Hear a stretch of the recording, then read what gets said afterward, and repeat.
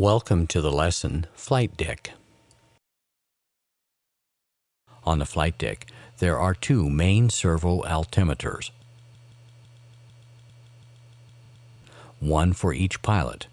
Digital data input is normally from the respective on-side air data computer.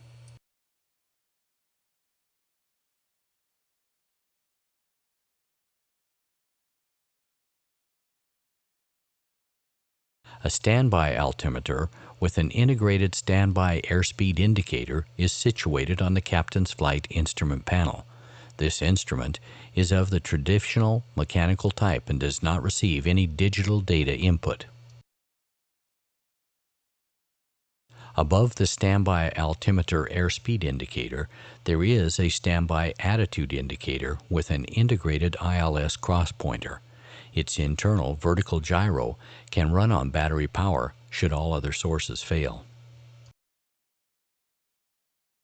The outside air temperature gauge provides the pilot with uncorrected indicated outside air temperature.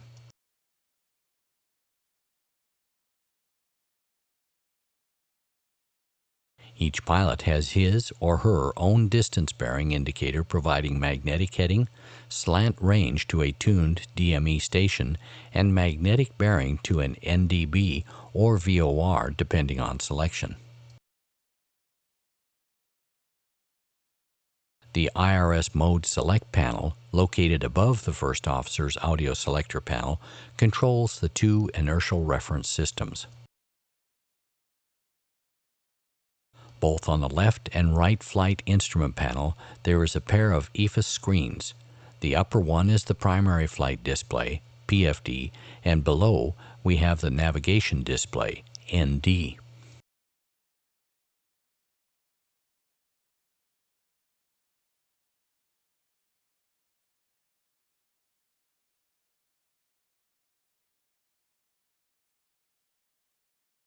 The EFIS system displays the following data to the pilot on the primary flight display and on the navigation display. Control of the EFIS system is via two EFIS dimming panels, two EFIS control panels, and two EFIS master switches. There are two VHF nav controllers, the captain's one on the left and the first officer's one on the right side of the glare shield. VOR, ILS, and DME frequencies can be selected via the controller and displayed on the navigation displays, and with the exception of the ILS on the DBIs. The two ADF systems are controlled via a dual controller panel on the center pedestal. Magnetic bearing is, when selected, displayed on the navigation displays and the DBIs.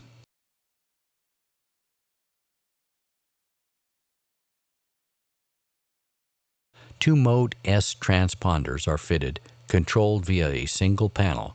The TCAS system is also controlled from the same panel. TCAS resolution advisories are displayed elsewhere on both pilots' flight instrument panels. Vertical and lateral information about the intruder is given on the position plan indicators, PPIs, and recovery advice is displayed on the vertical speed scale of the PFDs. Moreover, standardized oral advisories are given by synthetic voice via the audio system. The Avro RJ is fitted with a single weather radar system which has a combined mode select panel plus associated display located on the center pedestal. Additionally, weather or terrain information can be displayed on both navigation displays. The Enhanced Ground Proximity Warning System provides oral and visual warnings of terrain or obstacle proximity.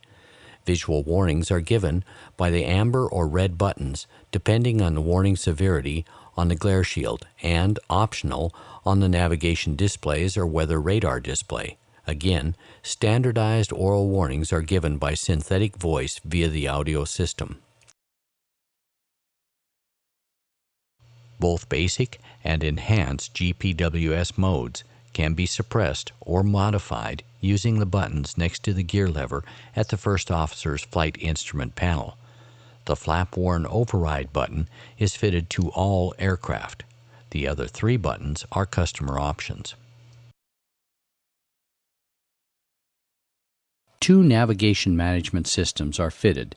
Their associated multipurpose control and display units, MCDUs, are located on a center pedestal. A FMS-EFIS transfer switch is located nearby to enable both pilots to use the remaining system after a failure.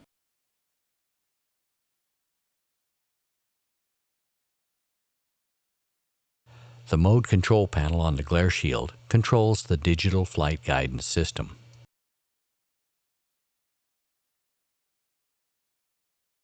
Congratulations! You have now completed this module.